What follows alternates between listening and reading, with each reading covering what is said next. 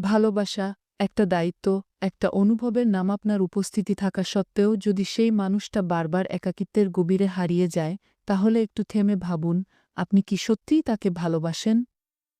নাকি শুধু সেই ভালোবাসা শব্দটার পেছনে নিজেকে লুকিয়ে রাখেন? ভালোবাসা মানেই তো শুধু বলা নয় যে কি আমি তোমায় ভালোবাসি, খুব ভালোবাসা মানে সেই মানুষটার হাসিতে নিজের শান্তি খুঁজে পাওয়া। তার চোখের ক্লান্তি বুঝে চুপি চুপি পাশে গিয়ে হাত ধরা। ভালোবাসা মানে তাকে বুঝে ফেলা, না বলা কথাগুলো পড়ে ফেলা। কিন্তু আপনি তার পাশে থেকেও তার নিঃশব্দ কান্নাগুলো শুনতে পান না। তার চোখের ভাষা বোঝেন না।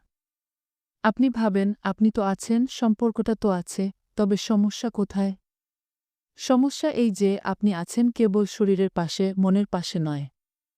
আপনি দিচ্ছেন না সেই সময়, সেই যত্ন, সেই স্পর্শ যা একটা হৃদয়কে নির্ভরতা দেয়া। সে হয়তো প্রতিদিন ভাঙছে একটু একটু করে, আপনাকে না বলেই। কিন্তু আপনি ব্যস্ত নিজের সঠিক থাকা নিয়ে। আপনার কোনো অনুশোচনা নেই আফসোস, বরং উল্টো, আপনি নিজেকেই নির্দোষ প্রমাণ করতে ব্যস্ত। তাকে মানসিকভাবে আরও একা করে তুলছেন, একটু একটু করে দূরে সরিয়ে দিচ্ছেন।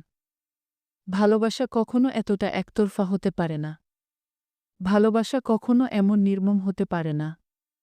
পৃথিবীর সবকিছু ঠিক রেখে যদি আপনি তার একাকিত্বটুকু দূর করতে না পারেন, তাহলে এটিই সবচেয়ে বড় ব্যর্থতা, কারণ একজন সত্যিকারের ভালোবাসার মানুষ চাইলেই পারে তার প্রিয়জনকে বুঝে নিতে, ভালো রাখতে।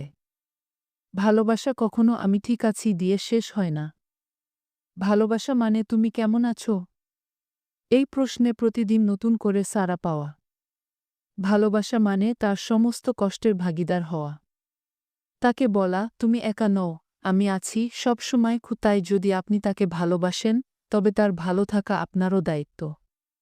কারণ তার একাকিত্বের হাহাকার যদি আপনার কান ছুঁয়ে না যায়, তাহলে আপনার ভালোবাসা প্রশ্নবিদ্ধ। ভালোবাসা কোনোদিনও একতরফা হতে পারে না, আর যদি হয়, তবে সেটা ভালোবাসা নয়, তা শুধুই একরকম মানসিক বন্দিত্ব। তাকে বুঝুন, তাকে সময় দিন, তার মনের পাশে দাঁড়ান। কারণ মিথ্যে ভালোবাসার চেয়ে না পাওয়া ভালোবাসা অনেক কম যন্ত্রণার। আর কেউ যখন ভালোবেসেও ভালো থাকতে পারে না, তখন সেই সম্পর্কটা শুধুই একটা ছায়া, যার কোনো বাস্তব অস্তিত্ব নেই।